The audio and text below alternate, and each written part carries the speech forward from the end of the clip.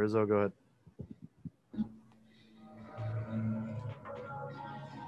Dave, what will your eye test be tonight for Tony Gonsolin? What will you be looking for? Yeah, I think just command, whether it's fastball command, how he's commanding his changeup, the slider, just making sure it has the teeth that it typically has. That a lot tells, how fatigued or how he's bouncing back. So that's probably it. And how long we're going to run him out for, that remains to be seen. You talk about deploying as you have this year with your bullpen guys. In a perfect world, without tipping your hand, what do you hope for from Tony? Honestly, Alanna, I don't know. I think that it's just obviously just how he's throwing is, depends on, how long he goes, is contingent on how he's throwing. So he's had a couple days off. So I just don't know how far we can push him, but certainly performance and how he's throwing the baseball. But there's really no hard stops, really. It's just kind of how he's throwing the baseball. I asked Walker this question a little bit ago. What challenges do the Rays lineup present versus perhaps the Braves or the Padres that you faced earlier?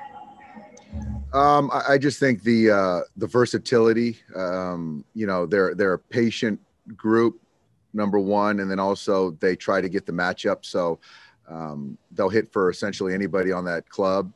So that's kind of something where I think that with the Padres or the Braves, there's more certainty on who you're going to be facing. Thank you. Yep. Next question is from Dave Vassay. Go ahead. Hi, Dave. Hi, Dave. I was just curious, as far as Julio goes, would you like to try to get him rest and maybe make the start in Game 4?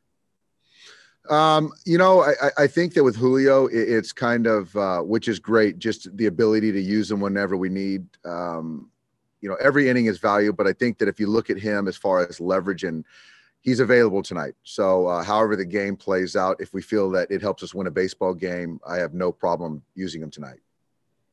Chris Taylor said earlier today that he feels the biggest difference in your offense is that guys stop trying to hit home runs. Was that something that was verbalized, or do you believe that guys just recognize that amongst each other? Yeah, I think it's been talked about. It's been actually talked about for years. But I think that really kind of understanding what we've been through and some of the failures that we've had as far as an offense and the approach. And so guys adjusting, and that's part of experience. And so certainly having Mookie here and his voice with the hitters, with what Corey's doing, with what JT's always done the postseason, it just keeping the line moving. And we just continue to add stress to guys. And I always felt that when you're doing that, it gives us the best chance to put up points. Thank you. Next question is from Ken Gurnick. Go ahead.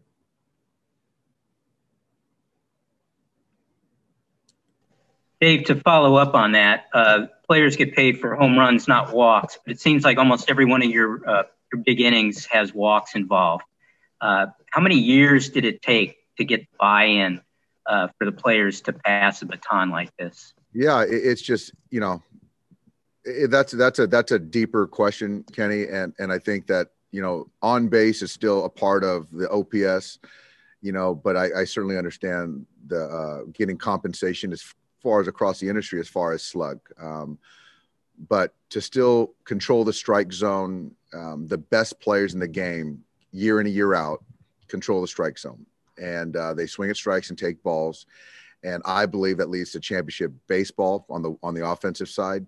And Corey said it. All of our guys have said it. This is the postseason. It's about passing the baton, getting on base, and it's not about just chasing hits. And we've just done it very well this postseason. Thanks, Dave. Next question is from Jack Harris. Go ahead. Dave, when you look back on the two World Series you guys have played in, how key were those game twos, especially the one against the Astros, just as far as the way it can kind of shape momentum for the rest of the series? Yeah, they're all big, but I know in 17 we had a lead. I'm not sure in 18, but yeah, we got to play 27 outs, and we've got our hands full tonight with Snell. But I love our guys against them, and it's still a different year, different ball club, different club we're facing. I feel good about tonight. Next question's from Jorge Castillo. Go ahead. Hey. Go ahead, Jorge. Dave, why do you feel good against Snell tonight? Obviously, beyond the fact you have a loaded, deep lineup. Great. He's a quality arm. He's a really, really good pitcher. He has a 3-4 pitch mix, elite stuff. It's kind of like any other pitcher, though, as far as we still got to, hunt where we slug and be patient when we need to be, and make mistakes and just continue to grind. And if we do that, then I really like our chances. These last few outings for Pedro Baez, do you feel like you have the guy that, that was there in years past now? Yeah, Pedro's, this year was tough for him. He was good, then he was hurt. And so we got him back, and he's thrown as good as he's thrown for us. So it's the timing couldn't be better, and I couldn't be happier for him. Thank you. Next question's from Mike DiGiovanna. Go ahead. Thanks, Juan. Just to follow up on the walks question, Dave, is it mostly your guys just not chasing, or have you noticed pitchers maybe not challenging guys more in certain situations? I think it's a combo. I think that, typically guys in the big leagues don't hit spin. And so I think that's one thing. So the usage, I think, is more up industry-wide. And also our guys are not chasing. And so, but if there is something in our nitro zone, we're going to slug it. And so I think that pitchers understand that. Our guys understand that. And if they're not going to pitch to us, then the next guy will take that same at bat. But I think, Mike, it's a combo of more spin and a combo of credit to our guys. I'm guessing you're pretty aware of the fact that 17 guys who have walked in this postseason have come around to score.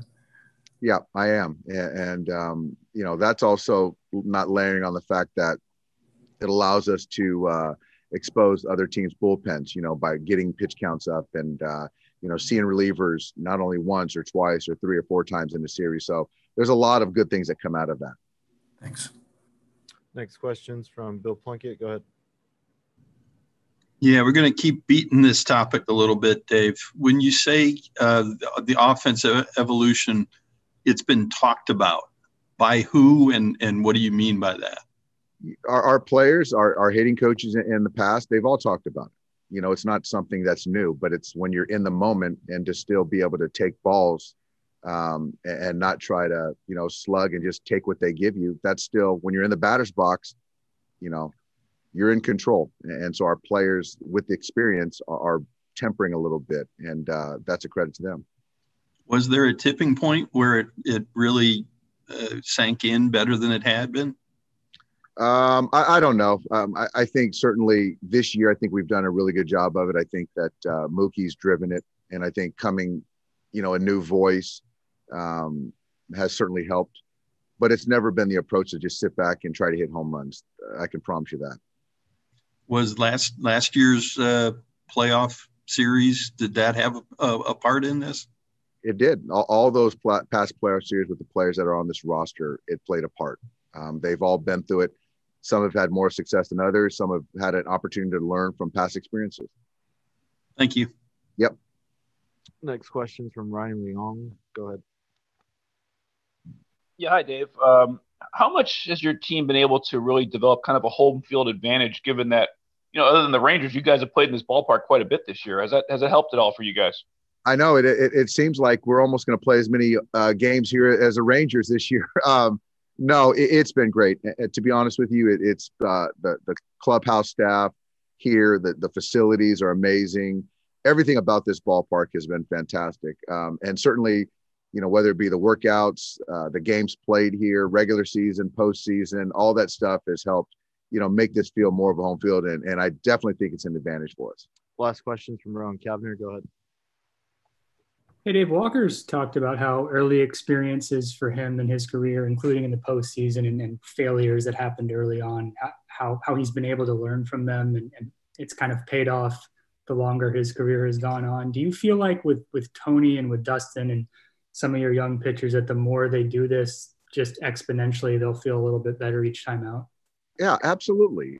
And I think that it's easily understandable that whether it's Tony or Dustin or Walker a few years ago, you just get amped up. And that's just the way it is. You know, you can see a little bit with Victor Gonzalez. And so, but the more you're in that situation and you can kind of control your emotions, you're going to be better. And so that comes with experience. Thanks, Dave.